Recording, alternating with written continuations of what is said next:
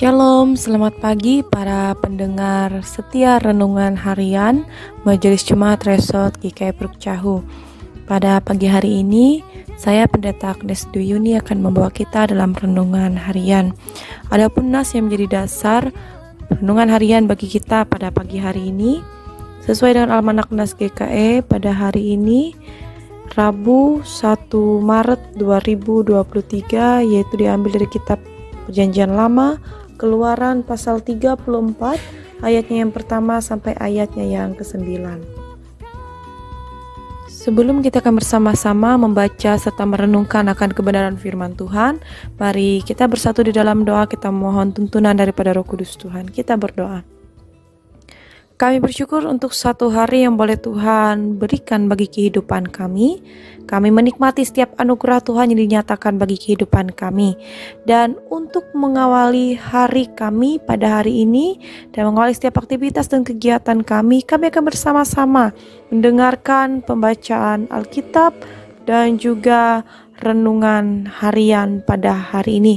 Biarlah kiranya Tuhan renungan harian ini boleh memberikan kami hikmat dan kebijaksanaan di dalam setiap kehidupan kami dan setiap kali kami melangkah menjalani setiap hari-hari kami di dalam Tuhan, sehingga kami dapat memilih jalan kehidupan kami yang benar di hadapan Tuhan.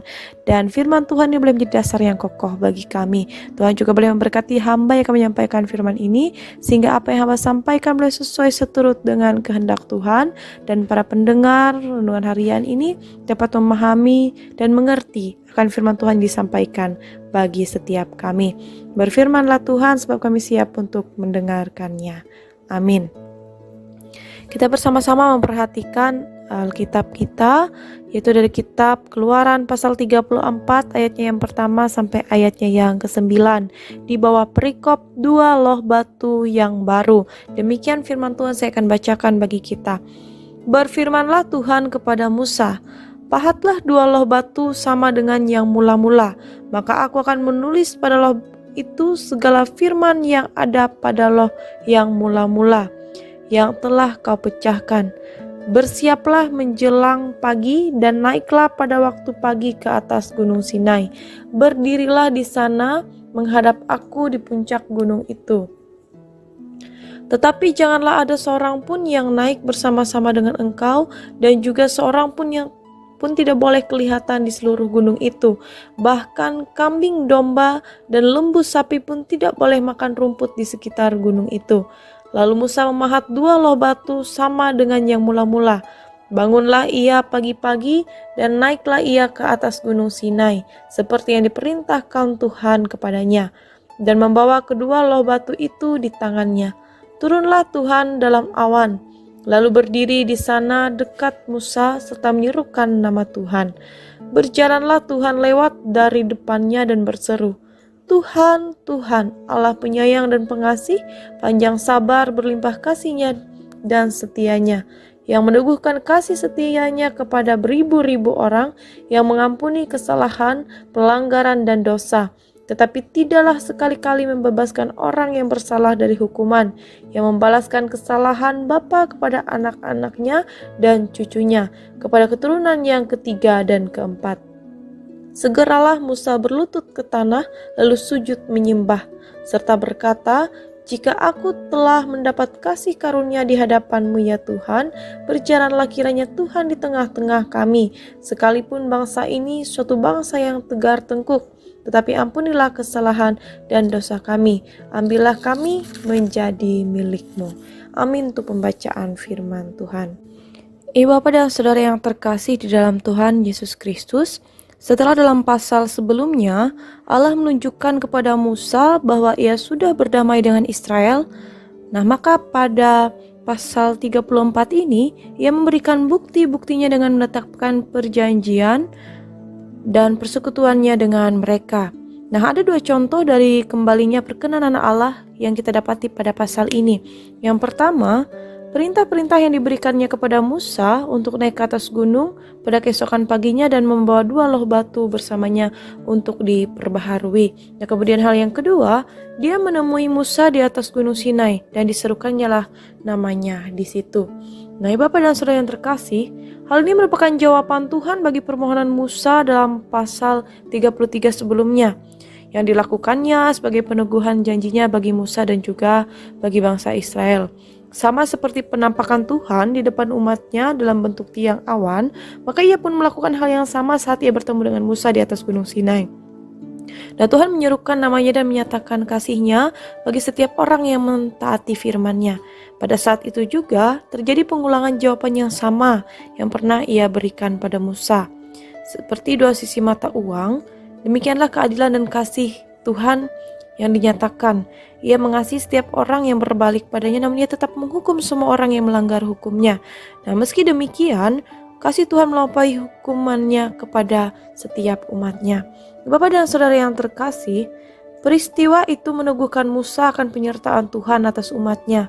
Bangsa Israel yang telah Tuhan sudah lepaskan dari penjajahan Mesir, Musa menyadari bahwa dengan penuh bahwa tanpa Tuhan sendiri yang berpihak kepadanya dan kepada umatnya, mereka tidak mungkin berhasil tiba di tanah perjanjian. Dan jika hal ini yang terjadi, maka Israel akan menjadi cemoohan bangsa-bangsa yang mengenali mereka sebagai umatnya. Ya Bapak dan Saudara yang terkasih, menyadari atas setiap apa yang terjadi di dalam perjalanan bangsa Israel menuju tanah perjanjian, banyak hal ataupun pelanggaran yang dilakukan oleh bangsa Israel. Walaupun Tuhan menghukum mereka, tetapi tetap kasih dan penyertaan Tuhan itu dinyatakan bagi kehidupan bangsa Israel. Dan terbukti nyata banyak bangsa-bangsa Israel atau bangsa Israel itu dapat memasuki tanah perjanjian itu. Nah, Bapak dan Saudara yang terkasih di dalam Tuhan kita Yesus Kristus, hanya orang-orang yang takut akan Tuhan yang mengerti arti hukuman Tuhan itu. Nah, orang-orang seperti ini mengetahui bahwa hukuman Tuhan yang ia berikan bagi mereka bukan untuk menghajar, melainkan untuk mendidik umatnya. Nah, Bapak dan Saudara yang terkasih di dalam Tuhan kita Yesus Kristus, di dalam kehidupan kita hari lepas hari, tentu kita akan mengalami banyak kesulitan. Dan kita menyadari bahwa kesulitan itu adalah salah satu cara Tuhan untuk semakin menguatkan dan meneguhkan iman kita di dalamnya, dan membuat kita bukan hanya sebagai orang Kristen yang statusnya saja, tapi kita benar-benar menjadi orang Kristen yang tangguh dan juga kuat dalam iman dan pengharapan kita kepada Tuhan. Ya Bapak dan Saudara yang terkasih, siapa seperti Allah kita yang mampu mengasihi kita manusia yang berdosa ini, yang berulang-ulang melakukan kesalahan? Saya rasa tidak ada Allah lain yang mampu mengasihi kita seperti Allah yang kita kenal. Ya Bapak dan Saudara yang terkasih dalam Tuhan kita Yesus Kristus, hanya di dalam Tuhan kita mampu bertumbuh, dan hanya di dalam Tuhanlah kita mampu menjadi orang-orang Kristen yang berkenan di hadapan Tuhan. Mari Bapak dan Saudara yang terkasih, kita boleh terus mengandalkan Tuhan, terus taat atas perintah-perintah Tuhan dalam kehidupan kita, dan biarlah Tuhan berkenan atas setiap kehidupan kita pribadi lepas pribadi, dan jadilah orang Kristen yang berkarakter sesuai dengan karakter Kristus dalam setiap kehidupan kita. Amin. Untuk firman Tuhan, Tuhan Yesus memberkati dan menyertai kehidupan kita. Mari kita bersama-sama bersatu dalam doa. Kita akan menyampaikan doa syafaat kita. Secara khusus untuk hari ini kita akan bersama-sama mendoakan jemaat Pandohon Iman Tehujan Ontu. Mari kita bersatu di dalam doa. Allah Bapa yang bertata di dalam kerajaan sorga, kami bersyukur untuk firman-Mu yang boleh diperdengarkan bagi kami, di mana kami boleh bersyukur bahwa kami memiliki Allah seperti Engkau yang begitu mengasihi kami, yang begitu memelihara, melindungi kami dalam setiap kehidupan kami. Keterbatasan kami sebagai manusia, bahkan setiap keberdosaan kami menyadari hal itu Tuhan. Oleh sebab itu kami mohon ampun, biarlah kiranya firman Tuhan pada hari ini boleh selalu mengingatkan kami dan menyadarkan kami bahwa kami boleh memiliki Allah yang luar biasa dalam kehidupan kami. Oleh sebab itu jangan biarkan kami melakukan segala sesuatu dalam kehidupan kami sesuai seturut dengan kehendak kami secara pribadi, tapi biarlah kiranya Tuhan boleh berkenan atas setiap kehidupan kami. Dan pada saat ini Tuhan, kami akan bersama-sama berdoa, menyampaikan setiap permohonan kami secara khusus kepada jemaat Pandohon Iman Tehujan Ontu. Biarlah kiranya Tuhan boleh memberkati setiap jemaat Tuhan yang ada di sana, Biarlah apapun yang mereka kerjakan, yang mereka usahakan dalam kehidupan mereka, Tuhan yang boleh ikut campur tangan, sehingga segala sesuatu yang mereka impikan, yang mereka harapkan boleh terjadi sesuai seturut dengan kehendak Tuhan di dalam kehidupan mereka.